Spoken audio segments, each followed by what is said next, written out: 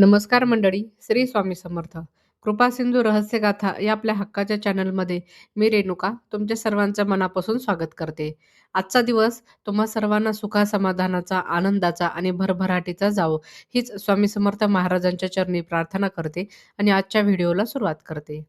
मंडळी, आजचा दिवस हा अत्यंत महत्त्वाचा आणि अत्यंत प्रभावी आहे. कारण येत्या 2 मार्च 2026 रोजी सोमवारी फाल्गुन महिन्यातील पौर्णिमा म्हणजेच होळीचा पवित्र दिवस येत आहे. या दिवशी होलिका दहन केले जाते आणि 3 मार्चला धुलिवंदन साजरे केले जाते. मंडळी, होळी हा सण फक्त रंगाचा किंवा आनंदाचा नसून तो आध्यात्मिक शुद्धीकरणाचा, कर्मशुद्धीचा आणि दैवी कृपा प्राप्त करण्याचा दिवस आहे. असं धर्मशास्त्रामध्ये होळीला हुताशनी पौर्णिमा असं देखील म्हटलं आहे. म्हणजेच पाप, दुःख, दारिद्र्य आणि नकारात्मकता जाळून टाकणारी ही रात्र. मंडळी, आजच्या ह्या व्हिडिओमध्ये मी तुम्हाला खूप महत्त्वाचा आणि खूप साधा उपाय सांगणार आहे. तो म्हणजे होळीच्या अग्नीत फक्त या 2 गोष्टी अर्पण करायच्या आणि तुमच्या आयुष्यात पैशाची भरभराट, सुख-समृद्धी आणि 18 विश्वे दारिद्र्याचा नाश कसा होतो, ते आपण पाहणार आहोत. हा हा उपाय जो आहे तो अतिशय साधा, सोप्पा आणि सरळ आहे. पण श्रद्धा, नियम आणि योग्य पद्धतीने जर केलं तर अत्यंत चमत्कारिक परिणाम दिसून येतो. त्यासाठी व्हिडिओला मध्ये-अधे कुठेही स्किप न करता शेवटपर्यंत नक्की पहा. मंडळी, होळी हा सण आपल्याला भक्त प्रल्हाद आणि होलिका यांची कथा सांगतो. त्यामध्ये कसं काय सांगितले, की भक्तीचा कसा विजय होतो आणि अहंकाराचा कसा नाश होतो. पण या कथेमागे आणखी एक गूढ अर्थ आहे, म्हणजे गूढ रहस्य दडलेलं आहे. ते म्हणजे होळीचा अग्नी म्हणजे काय? होळीचा अग्नी म्हणजे कर्मदाह, ग्रहबाधा शमन, दारिद्र्य नाश करणारी, पितृदोषापासून मुक्ती देणारी आणि नकारात्मक नकारात्मक ऊर्जा नष्ट करणारी म्हणजेच होळीची अग्नी. फाल्गुन पौर्णिमेच्या रात्री अग्नितत्व हे पृथ्वीवर अत्यंत सक्रिय असतं. त्यामुळे या दिवशी केलेली अग्निकर्म हे थेट ब्रह्मांडीय ऊर्जेशी जोडले जातात, असं आपल्या शास्त्रामध्ये सांगितलं आहे. त्यामुळे तुम्ही अग्नी रिलेटेड जे काही उपाय करतान, जे काही साधना करतान, उपासना करतान, त्याचं पुण्य हे अनेक पटीने आपल्याला मिळतं. त्यापैकीच 2 उपाय मी तुम्हाला आता पुढे सांगणार आहे. त्यापैकी पहिला उपाय म्हणजे नारळाला नारळाला शास्त्रामध्ये श्रीफळ म्हटलं जातं. श्री म्हणजे लक्ष्मी आणि फळ म्हणजे कर्माचे परिणाम. नारळ हे 3 स्तरांचे असते मंडळी. एक बाह्य कवच म्हणजे अहंकार आणि कठीण आवरण म्हणजे कर्मबंधन आणि आतले जे शुभ्र गोड पाणी आहे ते म्हणजे आत्मशुद्धी. म्हणूनच होळीच्या दिवशी संध्याकाळी शुभ मुहूर्तावर एक स्वच्छ आणि डागरहित जर नारळ घेऊन ते नारळ होळीच्या पवित्र अग्नीमध्ये जर अर्पण केलं, तर आपल्याला खूप खूप मोठं पुण्य लागतं. तर आता हे नारळ अर्पण कसं करायचं? तर प्रथम नारळाच्या शेंड्या काढून घ्यायच्या आणि ते नारळ हातामध्ये घ्यायचं. त्यानंतर होळीची जी पवित्र अग्नी आहे, होळी जी पेटवलेली आहे, तिच्यासमोर उभं राहून हातात नारळ घेऊन डोळे मिटायचे आणि आपल्या घरामधील सर्व आर्थिक अडचणी आठवायच्या किंवा त्या आर्थिक अडचणी ज्या काही आहेत, त्या मनातल्या मनामध्ये म्हणायच्या. आणि म्हणजे असं म्हणायचं, की माझ्या घरातील दारिद्र्य, कर्जबोजा, अडथळे या श्रीफळामध्ये समाविष्ट होत. आणि नंतर तो नारळ होळीच्या पवित्र अग्नीमध्ये अर्पण करायचा. अग्नी जसा नारळ जाळतो, तसंच तुमच्या घरातील अडथळेही जळू लागतात. मंडळी, हा उपाय विशेषतः कोणत्या लोकांनी करायचा? तर ज्यांच्यावर जे लोकं खूप कर्जबाजारी आहेत, ज्यांच्या डोक्यावर खूप जास्त कर्ज आहे, अशा लोकांनी हा उपाय नक्की करायचा. व्यवसायामध्ये नुकसान होत असेल, तर अशा लोकांनी सुद्धा हा उपाय करू शकता. घरामध्ये ज्यांच्या सतत पैशाची तंगी असेल, पैशाचं संकट असेल, अडचणी असतील, पैसा घरामध्ये टिकत नसेल आणि नोकरीमध्ये देखील स्थैर्य नसेल, नोकरी सतत तुम्ही बदलत असताल किंवा काही ना काहीतरी नोकरीमध्ये देखील अडचणी येत असतील, तर अशा लोकांनी हा उपाय त्यांना खूप उपायकारक आहे. हा उपाय अत्यंत प्रभावी आणि शीघ्र फलदायी अशा लोकांसाठी आहे. तेच हा उपाय अत्यंत प्रभावी आणि शीघ्र फलदायी आहे. आता दुसऱ्या उपायासाठी 7 लवंगा घ्या. लवंग ही अत्यंत शक्तिशाली वस्तू आहे. आयुर्वेदामध्ये ती शुद्धीकरणासाठी वापरली जाते. पण आपल्या तंत्रशास्त्रामध्ये किंवा शास्त्रात तिचे स्थान हे अजून उंच आहे. 7 हा अंक अत्यंत पवित्र मानला जातो. तो का बरं? म्हणजे 7 लोक, 7 चक्र, 7 ग्रहांचे प्रभाव आणि 7 जन्मांचे बंधन. म्हणून 7 लवंग हे अत्यंत उपयोगी आहे. मंडळी, होळीच्या दिवशी उजव्या हातामध्ये 7 लवंगा घ्या. त्यावर थोडीशी हळद आणि कुंकू लावा आणि मनामध्ये 21 वेळा किंवा शक्य नसेल तर 11 वेळा लक्ष्मी मंत्राचा जप करा. ओम श्री महालक्ष्मी नमः या मंत्राचा जप करा आणि त्यानंतर होळीच्या पवित्र अग्नीसमोर उभं टाकून हातातल्या त्या लवंगा होळीच्या पवित्र अग्नीत अर्पण करा. असं मानलं जातं की या कृतीने शुक्रग्रह बळकट होतो, आर्थिक प्रवाह वाढतो आणि घरातील जे अडकलेले पैसे आहेत ते परत येतात. आपले 18 विश्व दारिद्र्य जे आहे ते नष्ट होतं. पण मंडळी, लक्षात घ्या, हा उपाय करताना काय लक्षात ठेवायचे? तर हा उपाय करताना पूर्ण श्रद्धा असावी. मनात कुठेही किंचितचा सुद्धा 1% सुद्धा संशय नको. स्वच्छ मनाने करा आणि शक्यतो पूर्ण सहकुटुंबासह करा. मंडळी, आता आपण उपाय पाहिले, पण या उपायाचा प्रभाव कसा काम करतो? ग्रहावर त्याचा परिणाम काय होतो? चंद्रग्रहणाच्या पार्श्वभूमीवर हा उपाय किती पटीने प्रभावी ठरतो? आणि स्वामी समर्थ भक्तांनी केलेले अनुभव काय आहेत? म्हणजे त्यांना आलेले काय अनुभव आहेत? हे सर्व आपण पुढे पाहणार आहोत. कारण ह्यावेळेस होळी आणि चंद्रग्रहण एकाच दिवशी आलेले आहे. आता पुढे आपण या उपायामागील ज्योतिषशास्त्रीय रहस्य, ग्रहशांती आणि पैशाची ऊर्जा आकर्षित करण्याचा सिद्ध मार्ग जाणून घेऊयात. मंडळी, पुढे जी माहिती मी सांगणार आहे ती अत्यंत महत्त्वाची आहे. कारण फक्त उपाय करणं पुरेसं नसतं. त्यामागचा ऊर्जेचा नियम समजला तर त्याचा परिणाम हा 100 पट वाढतो. मंडळी, फाल्गुन पौर्णिमेच्या दिवशी चंद्र हा पूर्ण तेजामध्ये असतो. चंद्र म्हणजे मन, भावना आणि आर्थिक प्रवाहावर परिणाम करणारी ऊर्जा. आणि या दिवशी अग्नी आणि चंद्र या दोन विरुद्ध पण शक्तिशाली तत्वांचा जेव्हा संगम होतो ना, तेव्हा त्याचं फळ 100 पट वाढतं. म्हणजेच केलेला उपाय हा 100 पटीने परिणामकारक ठरतो. मंडळी, अग्नी म्हणजे जाळणं आणि चंद्र हा स्थिर करतो. म्हणजेच नकारात्मकता जळते आणि सकारात्मक ऊर्जा स्थिर होते. यालाच शास्त्रामध्ये ऊर्जेचं रूपांतर असं म्हणलं जातं.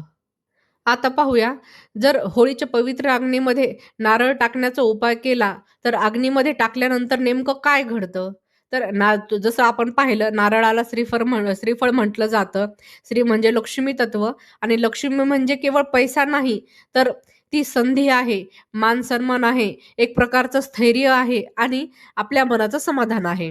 नारळाच्या आत पाणी असतं आणि हे पाणी चंद्रतत्वाचं प्रतीक असतं. जेव्हा आपण ते नारळ अग्नीमध्ये टाकतो, तेव्हा अग्नी आणि जल यांचा संगम होतो आणि हा संगम म्हणजे कर्मदाह प्लस भाग्य जागृती. असं मानलं जातं शास्त्रामध्ये, की या क्षणी आपल्या कुंडलीमध्ये जे अडथळे आहेत, ते सुद्धा जळायला सुरुवात होते. म्हणजेच आपल्या कुंडलीमधले दोष, पाप, अडथळे, अडचणी ह्या सगळ्या जळायला सुरुवात होते.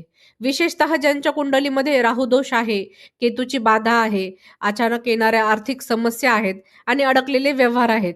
या सर्व गोष्टींवर हा उपाय सूक्ष्म पातळीवर काम करत असतो. आता पाहूयात, होळीच्या पवित्र अग्नीत जर 7 लवंगा अर्पण केल्या तर काय घडतं? मंडळी, लवंग ही सुगंधी असते. सुगंध म्हणजे आकर्षण आणि आकर्षण म्हणजे ऊर्जा खेचण्याची क्षमता. शुक्र ग्रहही असाच आहे. शुक्र ग्रह म्हणजे धन, वैभव, सौंदर्य, ऐश्वर्य आणि दाम्पत्य सुख यांचा कारक आहे. जेव्हा आपण त्या 7 लवंगा अग्नीत अर्पण करतो, तेव्हा त्या सुगंधी ऊर्जा अग्नीतून ब्रह्मांडामध्ये पसरत असते. शास्त्रामध्ये असं मानलं आहे, की शुक्र तत्व तेव्हा सक्रिय होतो. त्यामुळे आर्थिक संधी वाढतात, घरात पैशाची आवक सुरू होते आणि आपला म्हणजे कोणाकडे अडकलेला पैसा आहे, तो आपल्याला परत मिळू लागतो. मंडळी, जसं मी सांगितलं, की ह्या उपायाने 18 विश्वे दारिद्र्याचा नाश होतो. तर 18 विश्वे दारिद्र्य म्हणजे काय?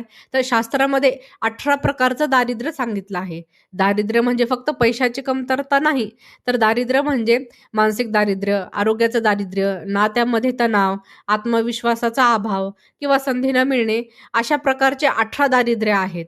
आणि होळीच्या अग्नीत जर हे उपाय केले, तर या सर्व प्रकारच्या दारिद्र्यावर आपण विजय मिळवू शकतो, असं शास्त्रामध्ये सांगितलं आहे.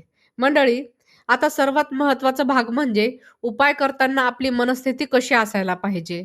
तर उपाय करताना आपल्या मनामध्ये कुठेही भीती नको, कुठेही लालसा आलेली नकोय आणि कुठेही किंचितसा सुद्धा संशय नको. फक्त उपाय करताना मनामध्ये श्रद्धा ठेवा, कृतज्ञता ठेवा आणि सकारात्मक भावना हे आपल्यामध्ये असायला पाहिजे. मनात यावेळेस असं म्हणा, की "हे अग्निदेव, माझ्या घरामधील दुःख, कर्ज, अडथळे जळून जावोत आणि माझ्या कुटुंबाला सुख, समृद्धी आणि भरभराट लाभो." मंडळी, आता पाहूयात, की हा उपाय कधी करायचा? तर हा उपाय सूर्यास्तानंतर करायचा. म्हणजेच जेव्हा आपण होलिका दहन करतो, होलिका दहन हे शक्यतो सूर्यास्तानंतर सायंकाळीच केलं जातं. त्यामुळे सायंकाळी 6 ते 8:30 या वेळेमध्ये करायचं आणि हा उपाय करताना शक्यतो संपूर्ण कुटुंब आपल्यासोबत ठेवा. लहान मुलांचाही सहभाग यामध्ये असू द्या. कारण सामूहिक श्रद्धेची ऊर्जा ही अधिक प्रभावी असते. मंडळी, अनेक जण उपाय करतात. त्याचा परिणामही त्यांना जाणवतो. पण तो काही क्षणापुरता असतो. पण काही दिवसांनी त्यांची परिस्थिती ही पुन्हा पूर्वीसारखीच होते. तर ती का?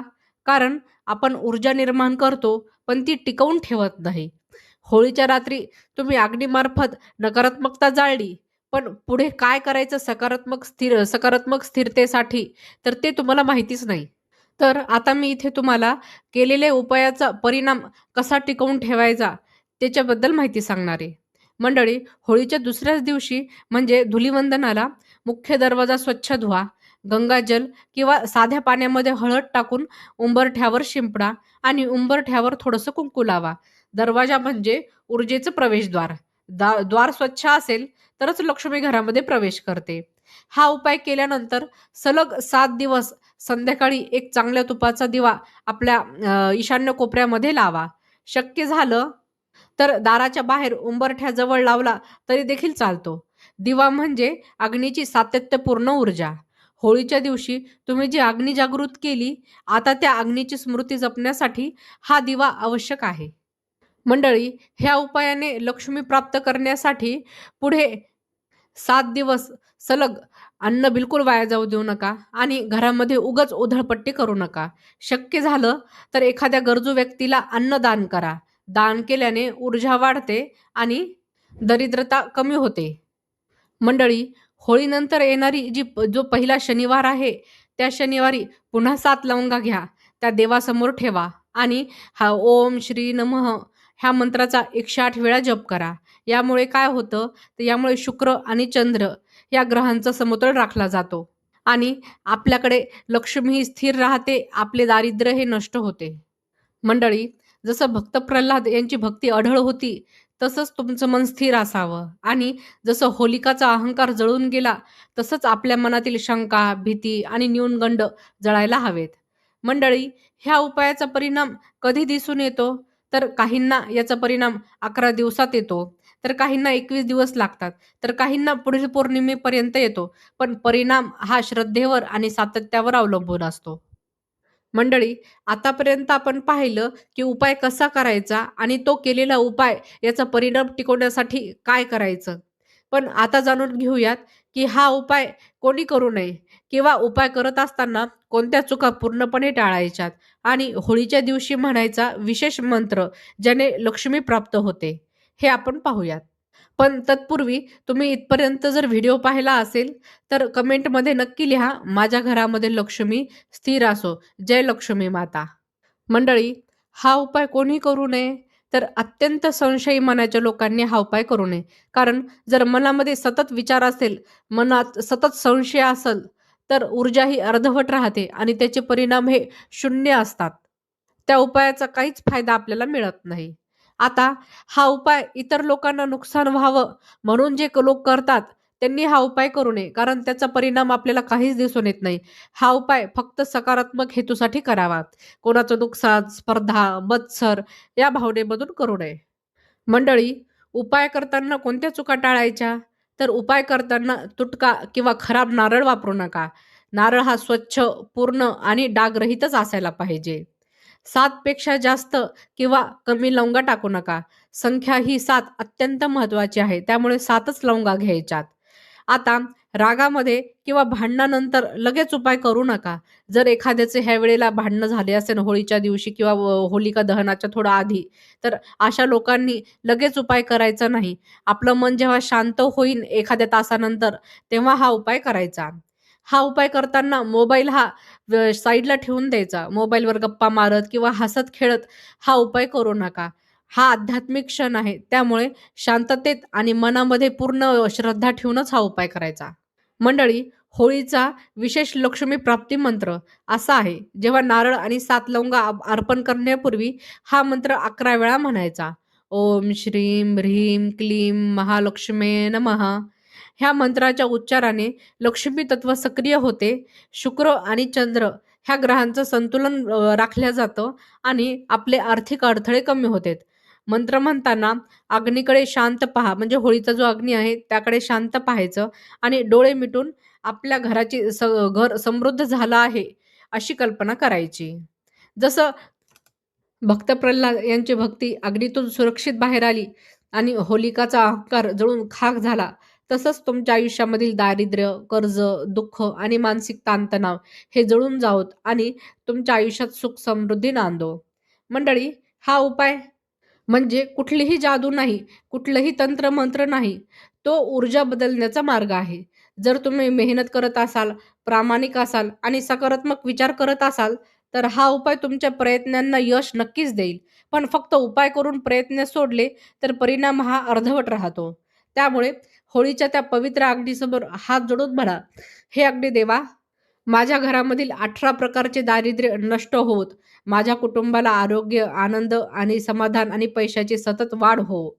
मंडळी, जर हा व्हिडिओ आणि ही माहिती तुम्हाला उपयोगाची वाटली असेल, तर या व्हिडिओला नक्की लाईक करा. चॅनलवर नवीन असताल तर चॅनलला सबस्क्राईब करा आणि ही माहिती जास्तीत जास्त लोकांपर्यंत पोहोचवा. कदाचित एखाद्याचं आयुष्य बदल घडवण्याचा माध्यम तुम्ही ठरू शकता. आणि कमेंटमध्ये "माझ्या घरी सुख समृद्धी नांदो" हे लिहायला विसरू नका. पुन्हा भेटूया अशाच नवीन आणि आध्यात्मिक उपायासह. तोपर्यंत सर्वांना मनःपूर्वक शुभेच्छा. श्री स्वामी समर्थ.